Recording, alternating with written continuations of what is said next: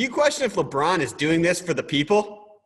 Okay, I want you to imagine LeBron during this sequestering where ESPN is not every single day being an infomercial for LeBron James. And he's sequestered, and he's, after 10 years of ESPN being an infomercial for LeBron James, he's wondering to himself, why am I not on every television? You know what he says to himself? Let me go to Twitter about my ruminations and tell people, you know what I'm thinking about? My greatest memories. What are your greatest memories of me? Because I'm thinking about what my greatest memories of me are. And so he puts this tweet out, just ruminations from his throne.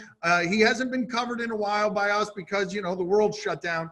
Thinking about maybe sitting down and breaking down some of my most memorable games and moments in my career, maybe IG Live it or just film it and hold on to it for another time. This is a clearly starved LeBron James who has grown accustomed to 15 years of us fawning over his every word, saying, let's talk about me. We're not talking about me enough. Let's discuss my favorite subject, me.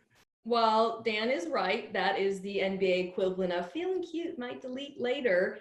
You using what is an ESPN platform to complain about ESPN not talking about LeBron, and in the process talking about LeBron is like one of those things where the snake eats Ouroboros, right? Is when the snake eats its tail. That's what you just did, Dan. That is right. That is right. It is a snake eating its own tail while wearing its own poop as a hat. Like, we are very much deep within the recursive postmodern nature of any of what our jobs are now. But think about this story. I beg you guys, think about this story through the lens of Michael Jordan. Because I believe that Michael Jordan is doing this whole documentary project because forever he had the biggest, nicest house on Mount Olympus. And then LeBron James shows up, and LeBron starts building his own palace and a production house and schools for underprivileged kids. And so Michael Jordan is now thinking to himself, I need to remind the kids that I am a myth and not a meme, except what is LeBron James doing over the last week? He is taking credit for being the shadow programmer of ESPN still, because he talked to Richard Jefferson about getting the documentary moved up. So now LeBron is the guy bringing you Michael Jordan. But now he's just saying, wait a minute, why don't I just do this before Michael Jordan's own thing? LeBron James is Michael Jordan's neighbor from hell. But I do like the idea of all of us retrospectively looking at our own careers in a navel-gazing way.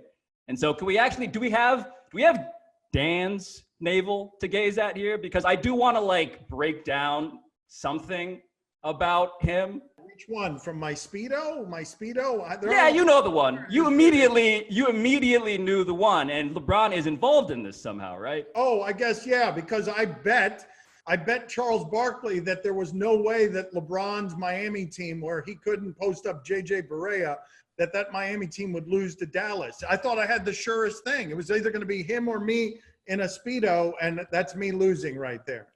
Yeah, and that's not me behind Dan. Thanks for watching ESPN on YouTube. For more sports highlights and analysis, be sure to download the ESPN app. And for live streaming sports and premium content, subscribe to ESPN+.